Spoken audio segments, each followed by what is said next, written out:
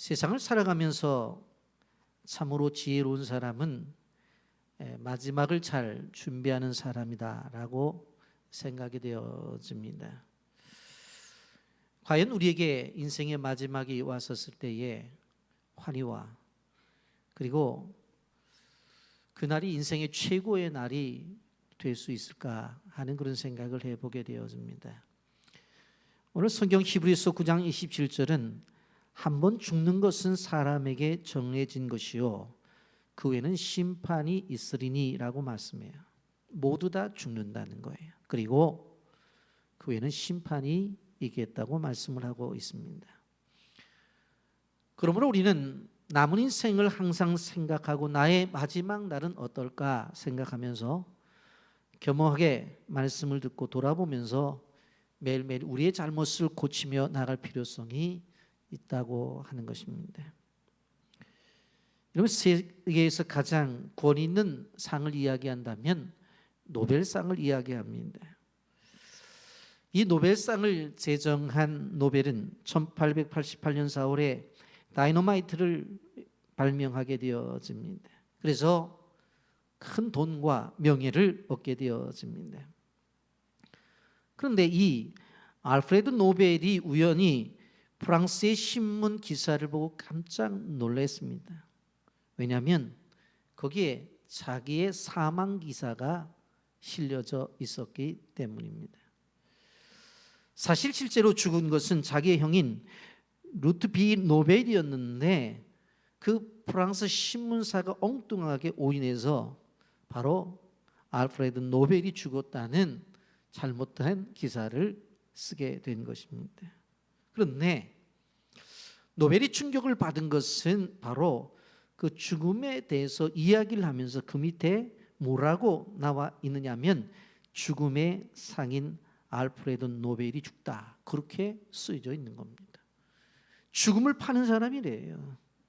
사실 다이너마이트를 발명하게 되어질 때에 이 파괴력이 끔찍하기 때문에 발명이 되어도 사람들이 이것을 사용하지 않을 것이라고 이 노벨은 생각했어요. 그런데 이 사람들이 이것을 가지고 전쟁에 가지고 나가 수많은 사람들을 죽이는 거예요. 그러니까 세상 사람들이 자기를 보면서 죽음의 상인이라고 비난을 하는 것들을 설마 이렇게까지, 그런 기사를 보고 깜짝 놀랐던 거예요. 자신이 자신을 생각하는 것과 세상이 자신을 생각하는 것과 다른 것을 보게 되어진 거예요. 그래서 그가 자기를 생각해 보았어요. 이렇게 큰 돈을 벌었는데 이 돈을 어떻게 사용할 것인가? 좋다, 사회로 다 환원하자. 그래서 결국 만들어진 상이 바로 노벨상입니다. 어떻게 보면 노벨의 인생에 있어서 마지막을 그는 자기가 가지고 있는 돈과 명예와 부를 잘 사용함으로 말미암아 지금까지도 이렇게 노벨상이 세계 가장 이름 있는 상으로 나타나게 된 것을 볼 수가 있습니다. 오늘 우린 베드로전서 4장을 말씀을 듣게 되어지는데 어떻게 보면 베드로 사도가 우리에게 권면해 주는 사랑의 권면이라고 해도 좋은 내용입니다. 당시에 재림을 갈망하는 많은 사람들에게 그 남은 인생을 어떻게 살아가야 될 것인가 하는 바로 마음을 가지고 이 편지를 쓰게 된 것입니다. 사실 베드로는 닭 울기 전에 3번이나 예수님을 부인했던 큰 실수를 했던 사람입니다. 그래서 그는 정말 자신의 남은 때를 어떻게 살아가야 될 것인가 늘 고민을 했었는데 오늘 본문 2절에서 육체의 남은 때라고 하는 이 표현을 쓰면서 우리의 삶 속에서 남은 인생을 어떻게 살아가야 될 것인가 그가 메시지를 통해서 우리에게 권고하고 있습니다. 영상 보고 말씀 계속하겠습니다. 부끄럽지만 모태 신앙이에요. 그래서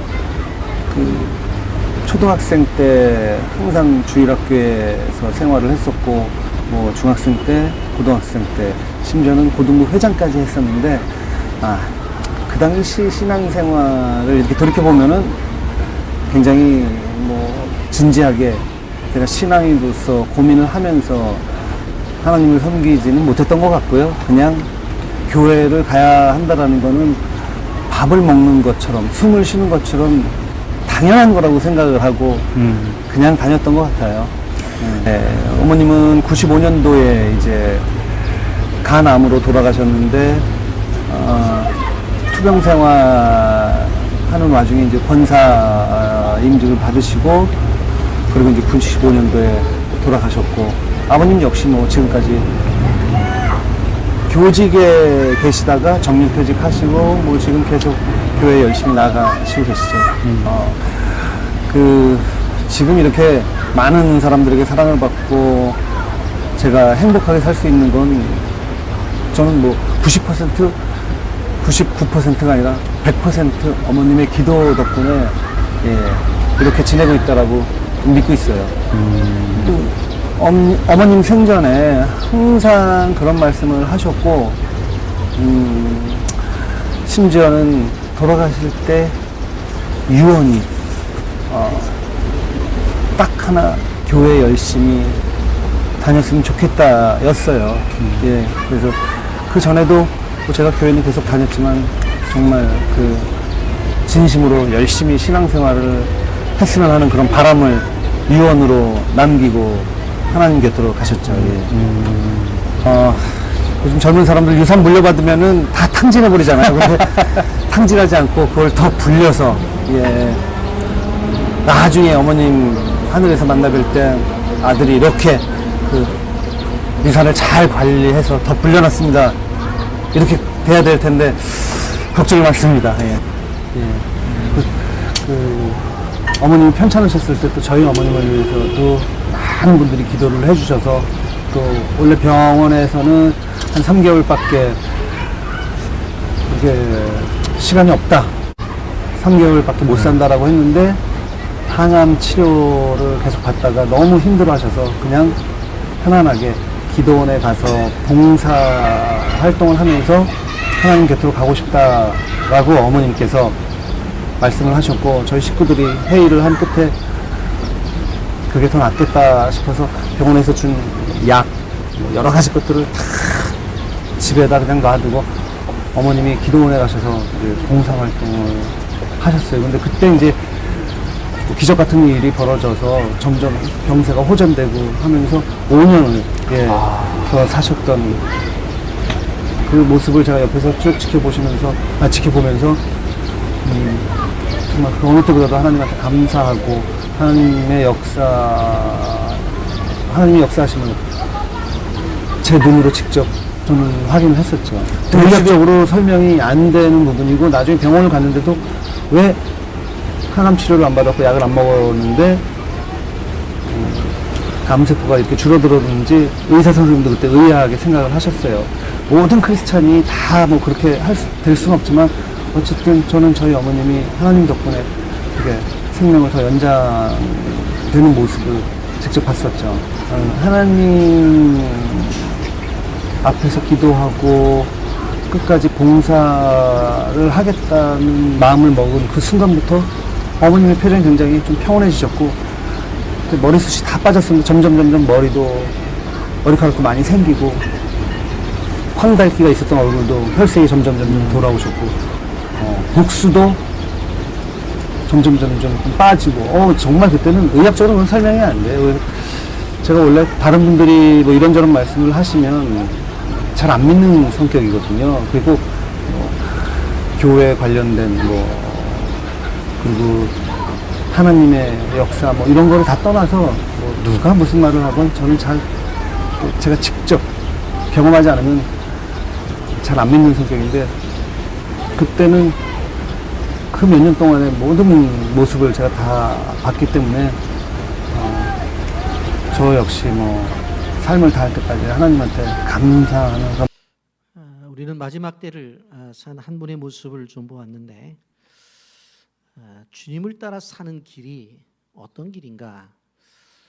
마지막 때에 오늘 베드로 전서에서 주시고 있는 말씀 네 가지로 보려고 생각합니다. 첫째로 성결한 삶을 살라고 말씀합니다. 여러분 오늘 말씀에 보게 되어지면 고난 받으신 예수님의 그 은혜를 받은 사람들은 그 예수님의 고난 받은 그 마음의 갑옷을 입어라. 4장 1절입니다. 그리스도께서 이미 육체의 고난을 받으셨으니 너희도 같은 마음으로 갑옷을 삼으라. 이는 육체의 고난을 받은 자는 죄를 그쳤음이라. 그렇게 말씀하고 있습니다. 여러분 우리 예수님께서 우리의 죄 때문에 고난을 받으셨어요. 그런데 그 죄 때문에 고난을 받으신 그 예수님의 그 마음, 그것을 우리의 갑옷으로 삼으라고 말씀해요. 쉽게 표현하면 무슨 말인가 하면 죄와 상관없는 삶을 살라고 하는 말씀입니다. 여러분 바로 우리의 죄를 담당하신 예수님을 우리의 갑옷으로 삼게 되어지면 어떻게 되어져요? 아무리 죄의 화살이 우리에게 다가온다 할지라도, 사단의 공격이 있다 할지라도 그거 다 막아낼 수가 있다라고 하는 것입니다. 여러분 이것이 바로 육체의 남은 때를 바로 하나님의 뜻을 쫓아 사는 삶입니다. 2절 말씀 보면 그 후로는 다시 사람의 정욕을 따르지 않고 하나님의 뜻을 따라 육체의 남은 때를 살게 하려 하심이라고 그랬습니다.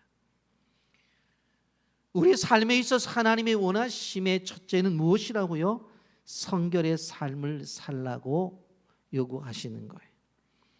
여러분 쭉 나타난 말씀 보세요. 1절에 육체의 고난을 받은 자는 죄를 그쳤음이니, 2절에 그 후로는 다시 사람의 정욕을 따르지 않고, 3절에는 너희가 음란과 정욕과 술취함과 방탕과 향락과 무법한 우상 숭배를 하여 이방인의 뜻을 따라 행한 것이 지나간 때에 족하도다. 6절에 보세요. 영으로는 하나님의 뜻을 따라 살게 하려 함이니라 그랬어요. 다 절절히 이 말씀은 뭐예요? 한마디로 말하면 깨끗하게 살아라, 정결하게 살라고 절절히 말씀하고 있는 것을 보게 되어집니다. 하나님이 거룩하니 우리도 거룩하게 살라고 말씀하고 있는 것입니다. 여러분 왜 거룩이 중요한가? 거룩해야 하나님과의 교통이 자유롭게 되어지는 거예요. 하나님과 나와의 관계가 왜 단절되는 줄 아세요? 바로 죄 때문에 그런 거예요. 그러면 죄 때문에 단절이 되었다고 한다면 그 죄 문제를 해결해야 교통이 되는 거잖아요. 여러분 구약의 제사 때에 백성들이 하나님 앞에 제사를 드리러 나가게 되어질 때에 제물이 필요했죠. 어떤 사람은 소를 가져오고 어떤 사람은 양을 가져오고 가난한 사람들은 비둘기도 가지고 갔어요. 그런데 중요한 것은 어떤 크기나 어떤 종류를 이야기하는 것이 아니라 공통적으로 가져야 되는 것이 무엇이었어요? 흠 없는 것이어야 했어요. 흠 없는 것. 그렇기 때문에 우리가 기억해 봐야 될 것은 우리도 하나님 앞에 나가게 되어질 때에 죄의 문제가 해결되어서 주 앞에 나가야 주님이 우리를 받으신 바가 된다는 것을 우리는 기억해야 돼. 히브리서 12장 1절에 보면 이렇게 말씀합니다. 이러므로 우리에게 구름같이 둘러싼 허다한 증인들이 있으니 모든 무거운 것과 얽매기 쉬운 죄를 벗어버리고 인내로서 우리 앞에 당한 경주를 하며라고 그랬어요. 여기에 보면 얽매기 쉬운 죄를 벗어버리고, 신앙의 경주를 함에 있어서 잘 달리기 위해서는 어떻게 해야 된다 하는 거예요?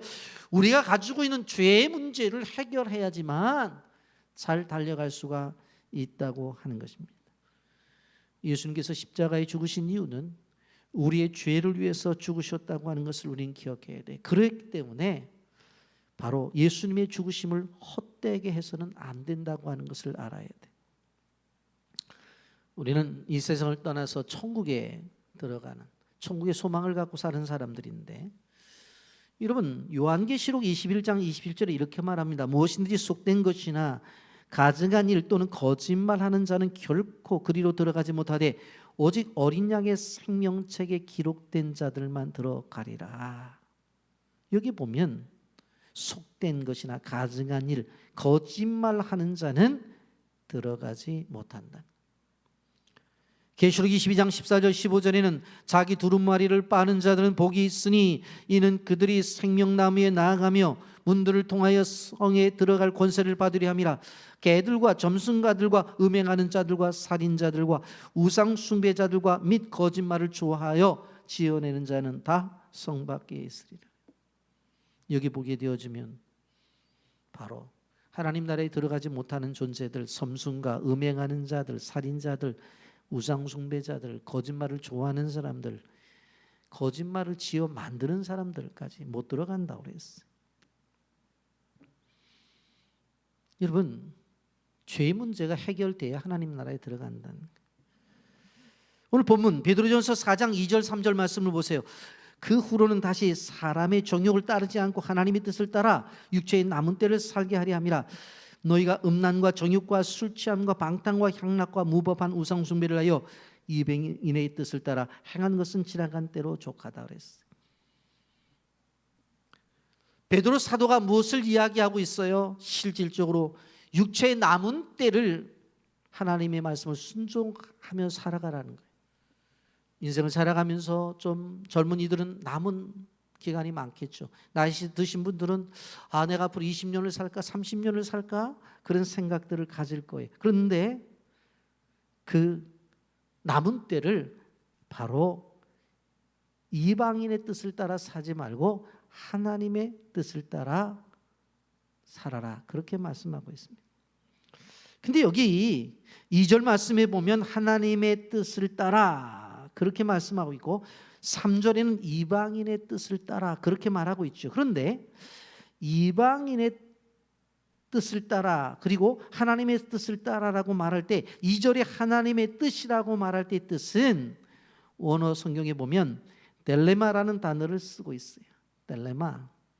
그리고 이방인의 뜻이라고 할 때 이 이방인의 뜻은 볼레마라는 단어를 쓰고 있어요. 그런데 2절에 나타난 하나님의 뜻은 절대로 변하지 않는 것을 이야기하는 것이고 3절에 나타나는 이방인의 뜻을 이야기할 때 볼레마는 변하는 것을 이야기하는 거예요.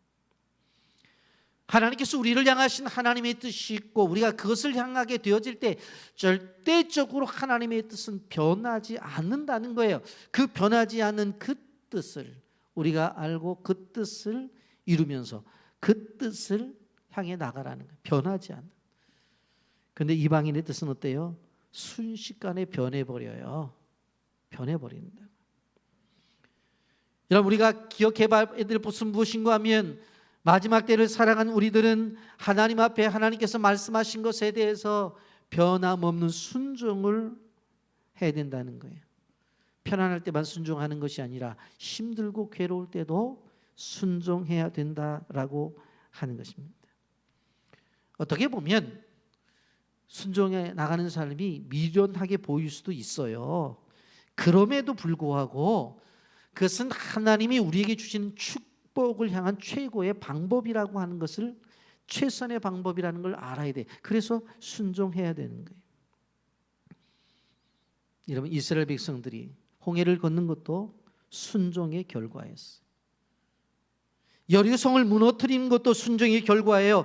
사르밧 과부가 순종함으로 말미암아 그의 양식통이 떨어지질 않았어요. 나만 장군도 순종으로 문둥병을 고쳐요. 시몬 베드로도 순종으로 물고기를 잡지 않아요. 여러분 보세요.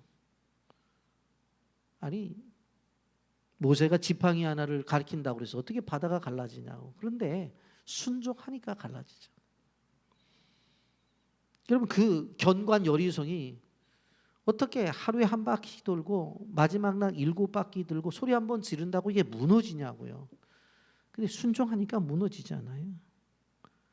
아니, 사르밧 과부가 그 가루 한 줌과 기름 몇 방울 남은 거 가지고 그거 빈대떡 만들어서 자기 아들과 먹고 죽으려고 했는데 선지자 대접하라고 그러잖아요.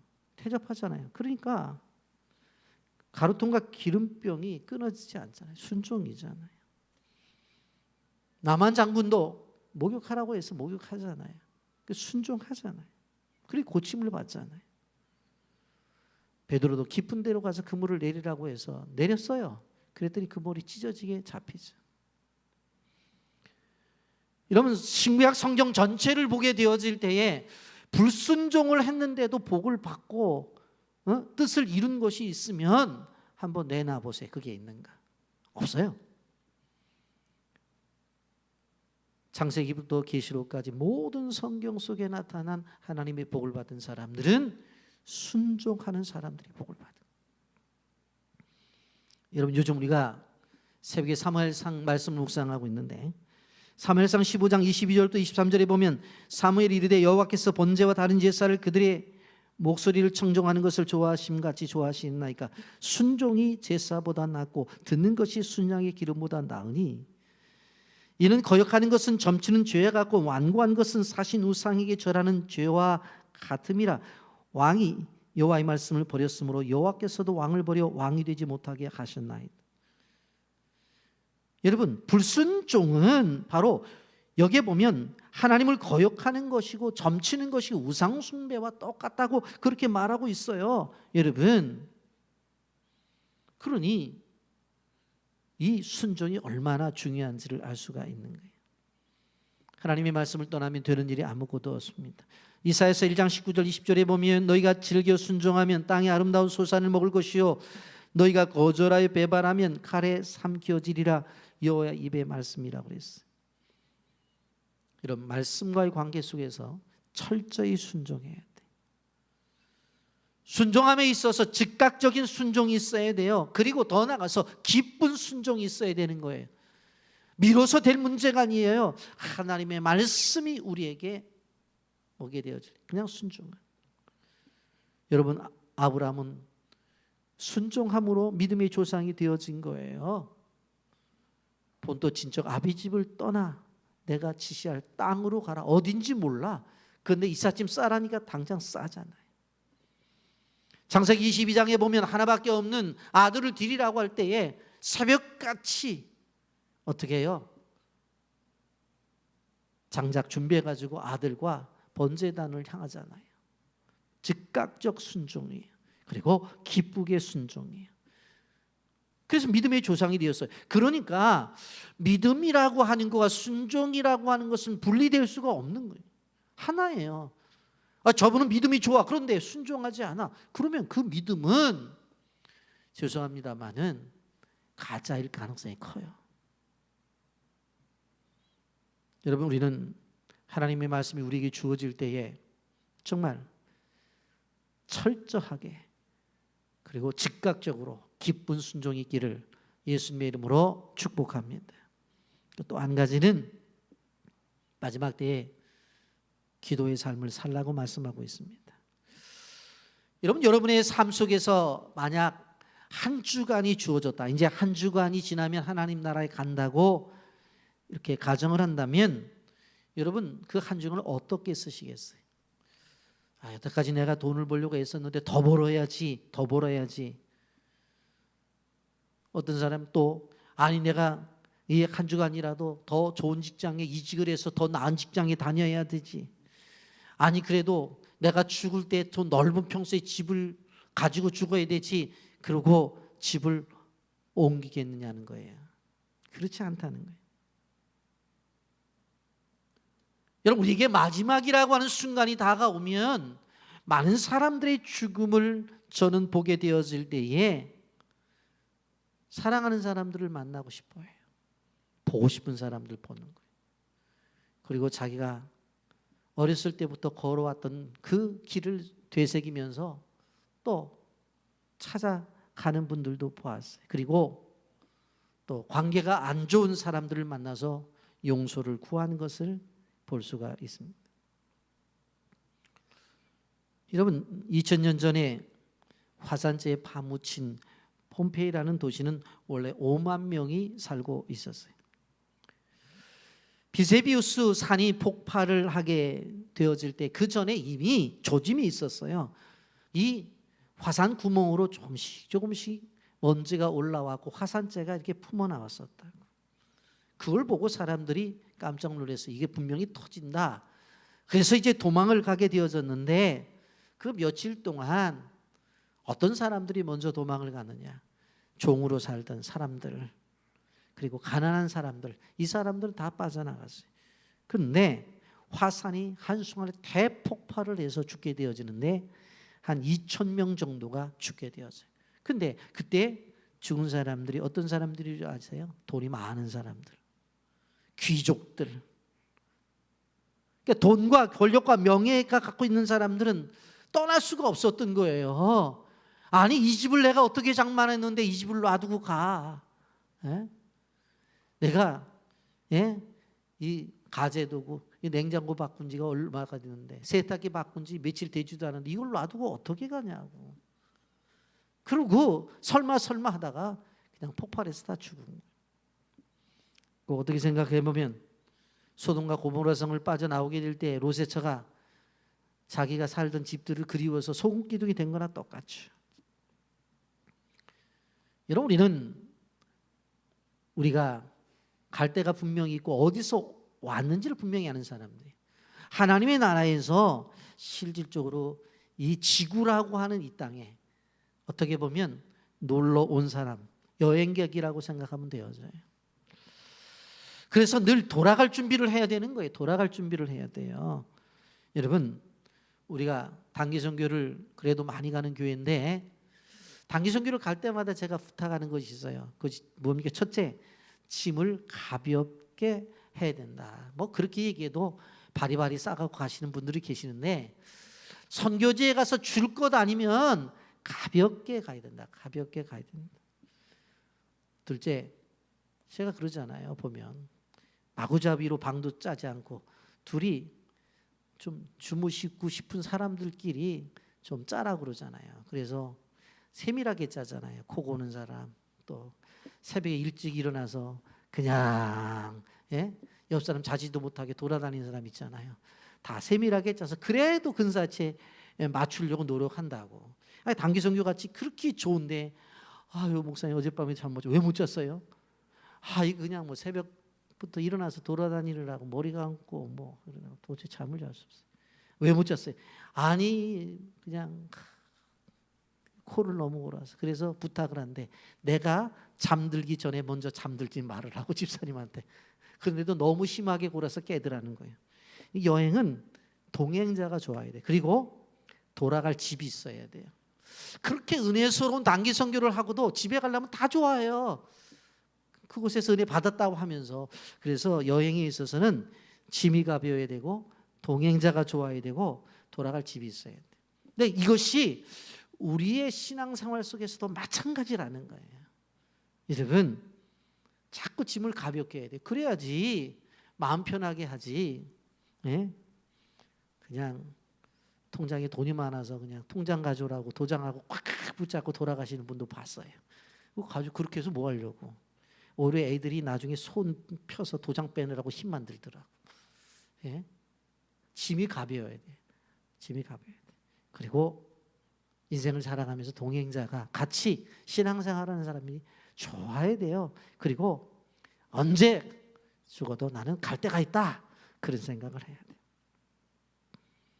여러분, 그렇기 때문에 우리의 삶 속에서 뭐냐면 기도 생활이 중요한 거. 베드로전서 4장 7절에 만물이 마지막이 가까이 왔으니 그러므로 너희는 정신을 차리고 근신하여 기도하라. 육체의 때를 아름답게 사는 방법이 뭐예요? 기도하며 살아가는 거예요. 많은 사람들이 얼마 남지 않은 시간이 있음에도 불구하고 낭비하며 살아가는 것을 볼 수가 있습니다. 베드로 사도가 뭐라고 말해요? 정신 차려. 그리고 기도하라. 그렇게 이야기하고 있는 것을 볼 수가 있습니다. 이런 기도하지 않으면 왜 문제가 되냐면 하나님과의 관계가 멀어져요. 왜요? 기도라는 것은 하나님 부르는 거잖아요. 주님, 아버지 부르면 왜? 그럼 오시잖아요. 이 관계가 가까워지는 게 기도예요. 여러분, 그래서 기도를 통해서 끊임없이 하나님과의 관계가 더 좋아지고 깊어져야 돼요.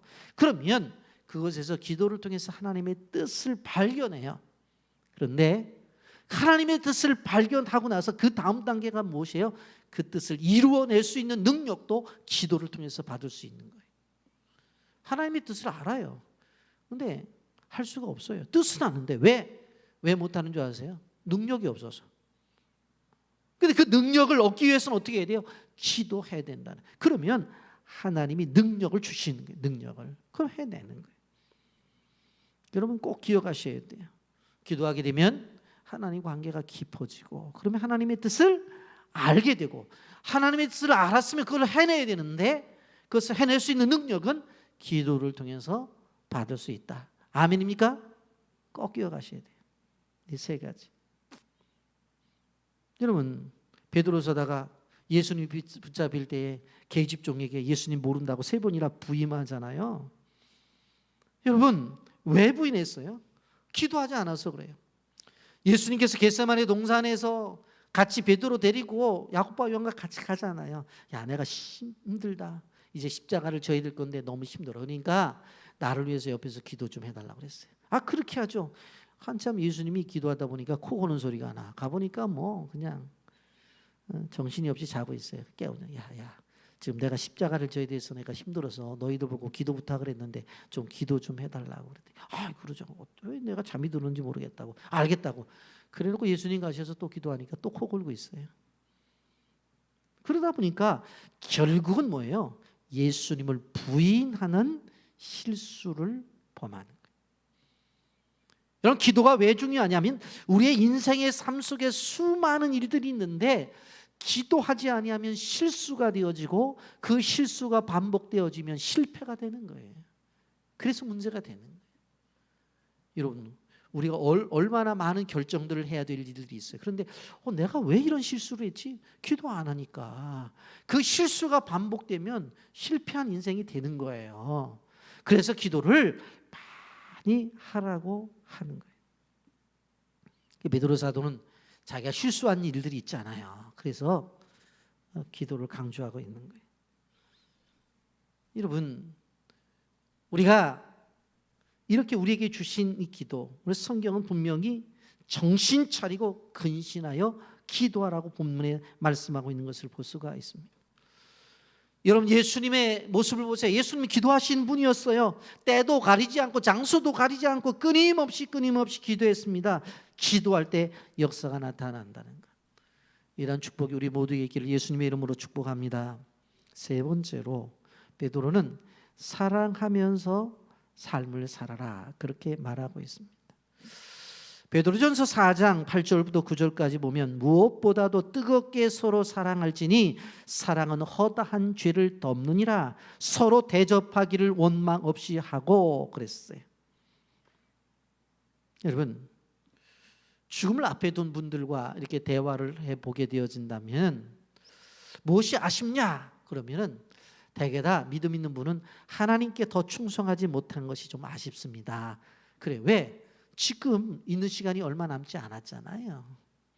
그리고 또 아쉬운 게 뭡니까? 그러면 많은 사람들을 더 많이 사랑하지 못한 것이 아쉽습니다. 그렇게 얘기를 해요.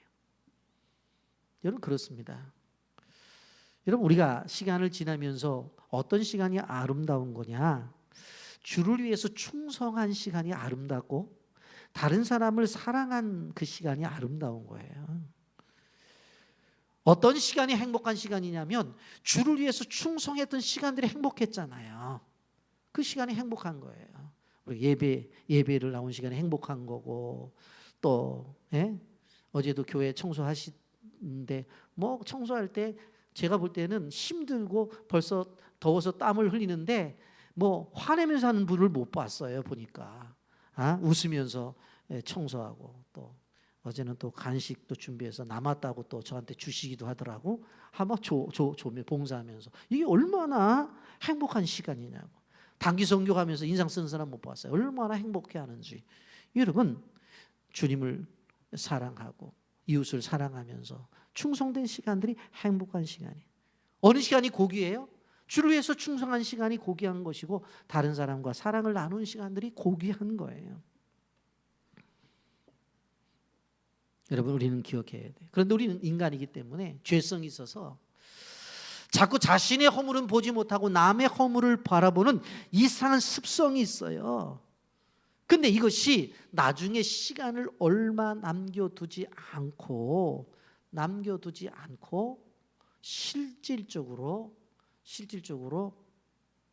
그런 것들이 생각이 난다는 거예요. 그러면 죽음을 앞두고 그러지 말고 미리미리 해서 만나고 미리미리 하시지.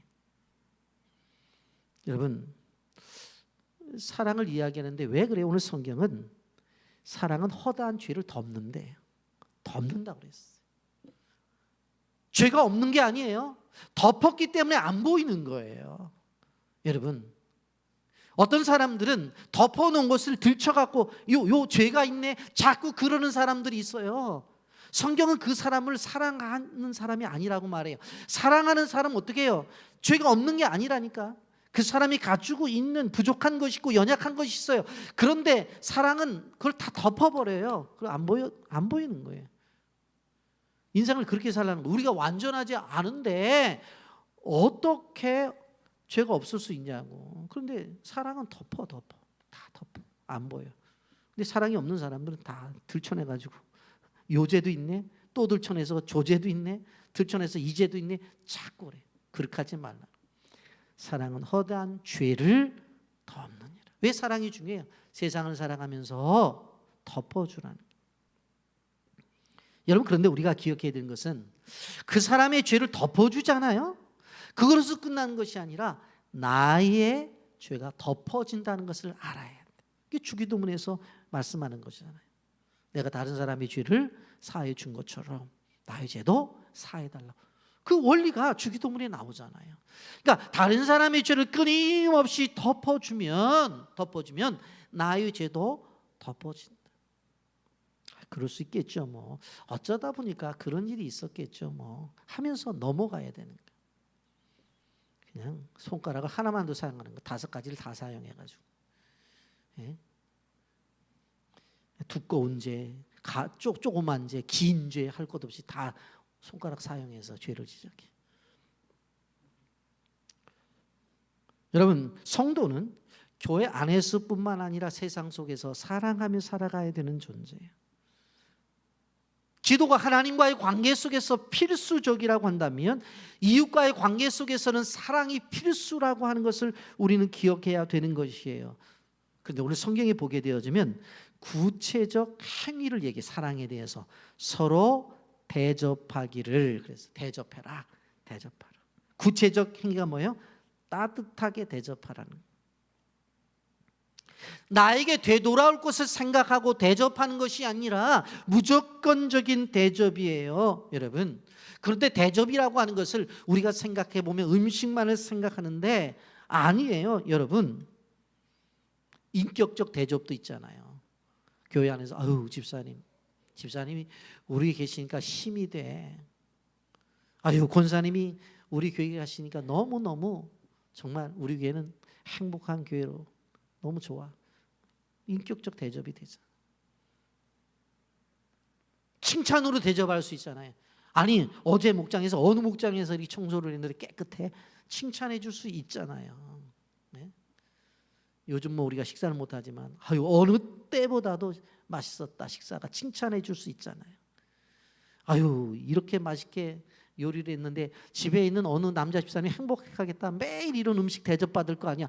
칭찬해 줄 수 있잖아요. 예? 칭찬. 또 삶을 살아가면서 음식으로 대접할 수 있잖아요. 여러분 집에서 음식 만들었을 때 될 수 있으면 여러분들 주변에 나누는 것을 저는 권고를 합니다. 근데 나눌 때요 좀 조심할 게 있는데 예를 들어서 만약 부침개를 하나 부쳐서 옆에 갖다 준다. 그러면은 제가 가족들을 위해서 준비하느라고 준비했는데 생각이 나서 하나 드려요. 맛있게 드세요. 이렇게 돼야 되는 거예요. 그런데 갖다 주면서 아유 예전엔 잘 됐는데 오늘은 맛없게 돼가지고 어떻게 드실라나 모르겠어요. 맛없게 된 걸 왜 갖다 주냐고. 그게 우리나라 사람들 예의라고 그러는데 그러지 마시라니까. 예? 근데 정말 받아봤어. 그랬더니 모양도 엉망진창이고 먹어보니까 맛도 없는 것 같아. 그러면 이걸 왜 갖다 주냐고 그런다고. 그러니까 갖다 줄 때 그분을 세우는 거예요. 그렇잖아요. 내가 가족을 위해서 만들다가 집사님이 생각나서 205 아줌마가 생각나서 305 애가 있잖아요. 애들이 좋아하는 것 같아서 우리 애들 만들다가 만들었어요. 맛있게 드세요. 이렇게 되면 모양이 좀 없더라도 맛있는 거. 이게 맛있다고 그랬는데 그럼 다 먹는 거예요. 그러다가 그렇게 해야 되는 거지. 왜 자기가 만든 작품을 가지고 선한 마음을 갖고 베푸는 것을 왜 그렇게 나쁘게 이야기해. 그러지 마시라. 끊임없이 우리는 베풀어야 돼요. 나눠야 돼요. 그리고 더 나아가서 사랑은 원망 없이 실천을 해야 돼요. 대접하면서도 원망하는 사람들이 있어요. 길에 가다가 칼국수 한 그릇 먹으려고 그랬는데 딱 들어가는데 어느 권사님 어디 들어가? 아유 나도 밥 안 먹는데 아유 어때? 그때 나를 그 입구에서 만나서 밥값 더 들어가게 만든다. 그러지 마시라고. 원망이 있으면 안 돼. 원망이. 예? 그러면 마지못해 하는 구제와 봉사는 아름답지 못해요. 진정한 사랑을 가지고 베푸는 것들은 그런 것들이 아니라는 거예요. 그러면서 네 번째로 고난의 길을 기쁘게 걸어가야 된다고 하는 것입니다. 여러분 주님의 뜻대로 사는 삶은 평안한 길만 있는 것이 아니에요. 고난의 길도 있다고 말씀하고 있어요. 여러분 그런데 성도의 고난의 길은 두려운 것이 아니에요. 오히려 당당해야 돼요. 오늘 13절 말씀에 뭐라고 말합니까? 오히려 너희가 그리스도의 고난에 참여한 것으로 즐거워하라. 이는 그의 영광을 나타나실 때 너희로 즐거워하고 기뻐하게 하려 함이라고 그랬어요. 이 고난이 나의 고난이 아니래. 오늘 성경은 뭐라고 말했어? 너희가 그리스도의 고난에 참여하는 것으로 즐거워하라고 했어요. 그리스도의 고난에 참여하는 것으로. 여러분 세상 사람들은 예수님이 왜 고난을 당했는지 이해를 못해요. 하나님의 아들인데 왜 고난 당했냐고. 예? 그런데 여러분 우리는 알잖아. 예수님이 십자가의 죽으심으로 말미암아 우리가 죄 사함 받고 구원을 받았잖아요. 그러니까 예수님의 고난은 나를 위한 고난이었다고. 세상 사람들은 모르죠. 여러분 그래서 고난을 당하게 되어질 때에 바로 기쁘게 여기라고 그랬어요. 야고보서 1장 2절 내 형제들아 너희가 여러 가지 시험을 당하든 온전히 기쁘게 여겨라. 그리고 오늘 베드로 전서 4장 13절에 이는 그의 영광을 나타내실 때 너희로 즐거워하고 기뻐하게 하려 함이라. 고난이 지난 다음에 즐거움과 기쁨이 찾아온다고 말씀했어요. 결국 고난의 목적은 우리의 삶을 즐겁게 하고 기쁘게 하려고 하는 것이다. 한때 공익 광고 속에서 이런 광고가 있어요. 우리 민족에게는 어려움을 이기는 유전자가 있습니다. 이런 맞습니다. 우리 성도들에게는 바꾸어서 고난을 이길 수 있는 영적인 유전자가 있어요. 요한복음 16장 33절에 이것을 너희에게 이르는 것은 너희로 내 안에서 평안을 누리게 하려 함이라. 세상에서는 너희가 환난을 당하나 담대하라. 내가 세상을 이겼노라. 그렇게 말씀을 하고 있습니다. 여러분 예수님은 제자들에게 예수님을 떠나시면서 바로 고난을 이기는 영적 유전자를 주셨어요. 마찬가지로 오늘 우리에게 하나님은 고난을 이길 수 있는 유전자를 주셨어요. 그래서 오늘 14절 말씀 보세요. 너희가 그리스도의 이름으로 치욕을 당하면 복 있는 자로다. 영광의 영 곧 하나님의 영이 너희 위에 계십니다. 여러분 예수님을 믿는다는 이유 때문에 고난당할 때가 얼마나 많이 있어요. 집안에서도 마찬가지. 다른 문제는 부부가 문제가 없어요. 아주 잘 살아요. 그런데 교회 이야기만 나오고 신앙 얘기만 나오면 그 남편이 얼굴이 달라져요. 우리 남편이 아주 그냥 마음이 넓은 것 같은데 교회 얘기만 나오면 밴댕이 속이 돼버려요. 여러분 이러한 관계 속에서 우리가 기억해야 될 것은 뭐냐면 우리를 복 주시기 위한 것이다라고 하는 걸 알아요. 직장에서도 그런 일들이 많이 나타나죠. 믿는 사람과 믿지 않는 사람들의 갈등. 여러분 이스라엘에서는 양을 키우게 될 때 항상 그 염소를 하나 집어넣는데 양이 배부르면 그냥 앉아있고 눕기를 좋아해요. 근데 양이 소화 기능이 이렇게 좋지 않거든요. 그러면 소화 불량이 걸리잖아요. 그래서 어떻게 해요? 염소를 넣는 거예요. 염소는 이렇게 모여있는 꼴을 못 봐요. 누가 누워있는 꼴도 못 보고. 그러니까 그냥 양이 그렇게 있으면 모여있으면 그냥 불로 받아서 흩어버리고 또 어떻게 해요? 조금 앉아서 쉬려고 하면 발길질을 해가지고 그냥 도망가잖아요. 그러다 보면 운동이 되어져요. 그래서 소화가 되는 거예요. 여러분 우리의 인생의 삶 속에서 바로 고난은 우리가 양이니까 염소와 같은 것이다 생각하면 돼요. 우리를 건강하게 만들기 위해서. 여러분 오늘 우리가 기억해 봐야 되는 부분은 뭐냐면 고난이 힘든 것은 사실이지만 나쁜 것은 아니라고 우리가 생각하며 믿음을 갖고 나가야 돼요. 고난이 힘든 건 사실이죠. 어렵죠. 그런데 이것은 나에게 유익을 위해서 있는 것이다. 제 말이 아닙니다. 로마서 8장 18절에 뭐라고 말합니까? 생각한데 현재의 고난은 장차 우리에게 나타날 영광과 비교할 수 없도다. 아멘입니까? 현재의 고난은 장차 나타날 영광과 비교할 수가 없대요. 그래서 우리가 이 고난을 그렇게 이해해 나가야 되는 거예요. 여러분, 성경을 보게 되어지면 고난 없이 인물이 된 사람이 아무도 없는 것을 볼 수가 있습니다. 아브라함도 이삭도 야곱도 요셉도 다 고난의 기간을 통과한 사람이었어요. 야곱의 고백을 보세요. 창세기 47장 9절 말씀 이렇게 말합니다. 야곱이 바로 하루되 내 나그네의 길이 세월이 130년이다. 내 나이가 얼마 못 되니 우리 조상의 나그네 길에 연조에 미치지 못하나 험악한 세월을 보내었나이다. 야곱이 험악한 세월을 보냈다고 그랬어요. 야곱의 인생에 대해서는 더 이야기하지 않겠습니다. 여러분, 실질적으로 야곱이 태어날 때부터 얼마나 고난의 길, 그리고 어떻게 돼요? 집을 떠나서 삼촌 라반의 집으로 도망가고 되돌아오고 이러한 길, 얼마나 고난의 길이 있었어요. 모세도 다윗도 신약의 예수님의 제자들도 모두 고난의 학교에 입학했던 사람들이라는 것을 여러분 기억하시길 바랍니다. 그런데 이 고난이 찾아오게 될 때 고난에 굴복해서는 안 돼요. 믿음으로 일어서야 된다고 하는 것을 우리는 기억해야 돼요. 예배를 시작하면서 우리는 연예인 신동엽 씨의 영상을 보았습니다. 기독교 방송 인터뷰에서 그는 많은 사람들에게 행복을 받았다고 그랬죠. 여러분, 그런데 그것이 어머니의 기도가 100%라고 그랬어요. 결국 실질적으로 오늘을 살아가는 신동엽 씨가 많은 사람들에게 사랑을 받는 것은 어머니 기도라는 거잖아요. 그럼 어머니의 기도는 우리가 생각해 볼 때 그가 암으로 3개월밖에 사지 못한다고 그랬잖아요. 근데 약 놓고 기도원에 올라갔다고 그랬잖아요. 그랬더니 얼굴에 황달기도 빠지고 복수가 다 빠지고 회복이 돼서 5년을 살았다고 그랬어요. 남은 기간 동안 그분은 기도원에서 봉사하면서 권사로 직임을 받고 살았다고 말하고 있어요. 그러면 그 어머니의 헌신, 어머니가 남은 인생을 살아가는 하나님 앞에 자기 드림을 통해서 아들이 그렇게 살아가잖아요. 결국은 무엇입니까? 이게 신앙의 유산이라는 거예요. 결국은 신동엽 씨도 그 어머니의 기도로 지금 그렇게 살아가기 때문에 남은 인생을 늘 어머니의 기도 때문에 그래도 하나님 앞에, 그래서 제가 자료를 찾아서 보면서 많은 그리스도인 배우들을 보는데 정말 신앙이 좋은 사람들은 술 먹고 그런 일들에 이렇게 어떻게 배우들도 동참을 하지 않더라고요.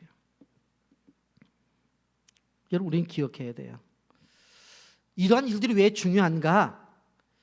인생을 살아가면서 우리의 인생은 우리가 세상 속에 살아갈 때 우리가 선택할 일들이 많아요. 우리가 결정해야 될 일들이 많아요. 그리고 그 결정에서 책임질 일들이 많아요. 그렇기 때문에 우리가 말씀을 잘 기억해야 돼요. 그래서 성결하고 깨끗하게 살아가야 되겠구나. 늘 기도하며 살아가야 되겠구나. 그리고 사랑하며 살아가야 되겠구나. 고난이 찾아올 때 그 고난의 길을 잘 맞춰서 하나님께서 주시는 하나님 나라에 가겠구나. 이 놀라운 축복이 우리 모두의 길을 예수님의 이름으로 축복합니다. 아멘.